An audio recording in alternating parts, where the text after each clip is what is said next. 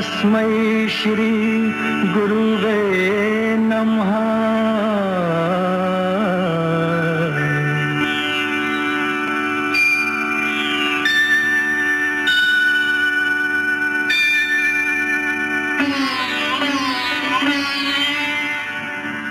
जहाँ डाल डाल पर सोने की चिड़िया करती है बसेरा, वो भारत देश है मेरा, वो भारत देश है मेरा।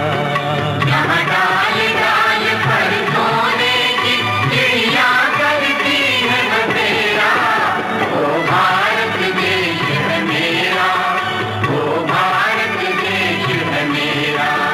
जहाँ सत्य अहिंसा और धर्म का पग पग लगता डेरा, वो भारत देश है मेरा, वो भारत देश है मेरा। जय भारत, जय भारत, जय भारत।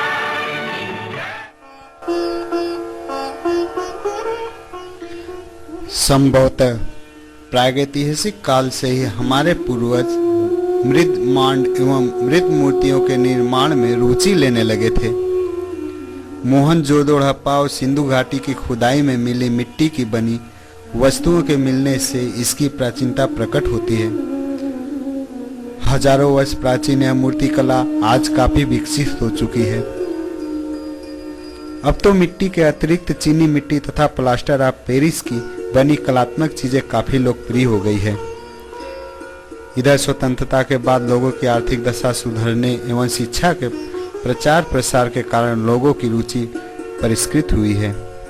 इसीलिए आजकल आंतरिक गृह सज्जा में इन रंग बिरंगी मूर्तियों का चलन खूब बढ़ गया है।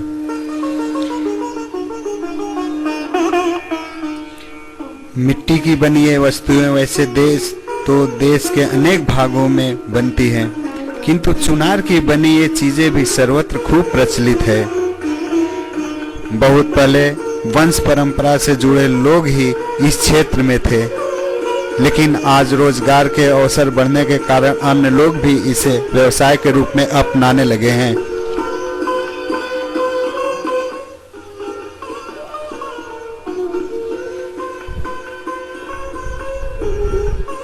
विशेषकर चीनी मिट्टी तथा प्लास्टर ऑफ पेरिस से बनी चीजों के साथ ऐसा हो रहा है, जबकि चुनार के लाल मिट्टी के बने पात्रों के साथ अब भी पारंपरिक लोग इससे जुड़े हुए हैं। अपने यहाँ किसी भी कला के विकास और आरंभ होने का प्रामाणिक इतिहास उपलब्ध नहीं है। जो कुछ भी थोड़े विवरण मिलते भी हैं तो उस पर लोग एकमत नहीं होते। ठीक यही बात चुनार की मृत कला की भी है। वैसे लोगों का मानना है कि मिट्टी के पात्रों का निर्माण चुनार में सम्राट अशोक के काल से हो रहा है। तथ्य चाहे जो हो, किंतु इसके विकास का चमत्कृत मुगल काल में हुआ, ऐसा कहा जा सकता है। तब से यह कला यहाँ कुटीर उद्योग के रूप में वर्तमान है। चूंकि मिर्जापुर जनपद का यह ऐतिहासिक नगर गंगा तट पर स्थित है, अतः यहाँ गंगा से मिलने वाली मिट्टी से ही विभिन्न प्रकार के पात्र, मूर्तियां तथा अन्य सजावटी चीजें बनाई जाती हैं। लाल मिट्टी के नाम से यह विख्यात यह कला काल के अनेक थपेड़े सहकर भी आज अपना अस्तित्व बनाए हुए हैं। गंगा तट से सबसे पहले इन पात्रों के निर्माण के लिए उपयुक्त मिट्टी लाई जाती है। इसके पश्चात इसे अच्छी तरह रौद कर कुछ चीजें चाक पर तो कुछ चीजें सांचों में ढालकर तैयार की जाती है। इसे अच्छी तरह सुखाकर तब भट्टियों में 700 से 800 डिग्री फ़ारेनहाइट तापमान पर पकाया जाता है। इससे ये चीजें लाल हो जाती है। इसी के कारण इन्हें लाल मिट्टी के पात्र कहा जाता है। इसके बाद इन कलात्मक वस्तुओं को विभिन्न रासायनिक घोल में डुबाकर निकाल लिया जाता है। धूप में अच्छी तरह इनके सूख जाने पर इन्हें फिर एक निश्चित ताप क्रम पर पकाया जाता है। अब दूसरी बार पकाए जाने पर इनका रूप निखर जाता है। चूंकि यह पॉलिश चपड़े की सी होती है, अतः इन्हें लुक के बर्तनों के नाम से भी जाना जाता है। विविध रंगों के छींटदार पात्र अब अंतिम फिनिशिंग के बाद बिक्री के लिए भेज दिए जाते हैं। इन वस्तुओं के तैयार होने में कौन सी चीजें किस मात्रा में मिलाई जाती है, इसका भेद गुप्त रहता है। यह व्यवसाय पूर्ण रूप से पैतृक एवं गोपनीय है। कहा जाता है यहाँ के कुम्हार इन रंगने वाले रासायनिकों के मिश्रण का अनुपात अपनी लड़कियों को भी इसलिए नहीं बतलाते कि यह कला उनके ब्याह के बाद अन्यत्र नहीं चली जाए। पालिश किया जाने वाला यह मिश्रण कब और कहां से आया, इसकी प्रमाणिक जानकारी नहीं है। वैसे कुछ लोग कहते हैं कि चुनार में हजारों वर्ष पहले से मिट्टी की कलात्मक वस्तुएं बनती थी, किंतु इस पर वर्तमान पालिश करने की विधि किसी मोहम्मद सादिक नाम के व्यक्ति द्वारा यहाँ लाई गई। इसलिए हिंदू कुम्हारों के अतिरिक्त एक दो मुसलमान परिवार भी इस धंधे से जुड़े हैं।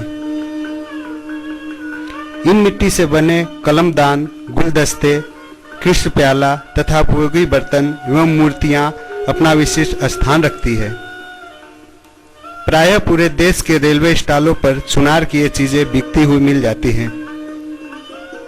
यद्यपि चीनी मिट्टी से बने पात्र तथा प्लास्टर ऑफ पेरिस से बने इंद्रधनुष रंगों से सुसज्जित चीजों के चलन के कारण लाल मिट्टी से बनी चीजों की बिक्री प्रभावित हुई है, तब भी यह उद्योग संघर्ष करते हुए अब भी अपना अस्तित्व बचाने में सफल रहा है। उद्योग चीनी मिट्टी के उत्पाद, जिसे हम पॉटरी उद्योग के नाम से भी जानते हैं, आज संसाधन, कच्चा माल एवं सरकारी उपेक्षा की वजह से दम तोड़ रहा है।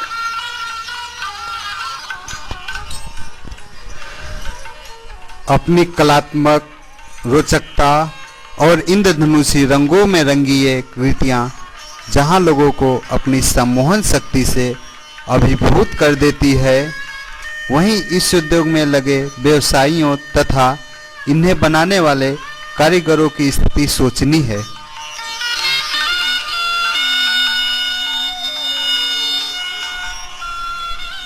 वर्ष में कई महीने बेरोजगारी से जूझने वाले मजदूर अपना दुखड़ा किससे रोएं।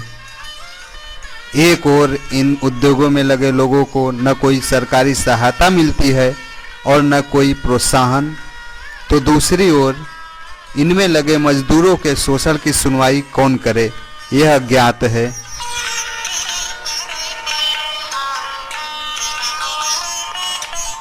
अपने बलबूते पर पूरे देश में यहाँ की बनी चीजों की बिक्री एवं चमत्कार माना जाएगा।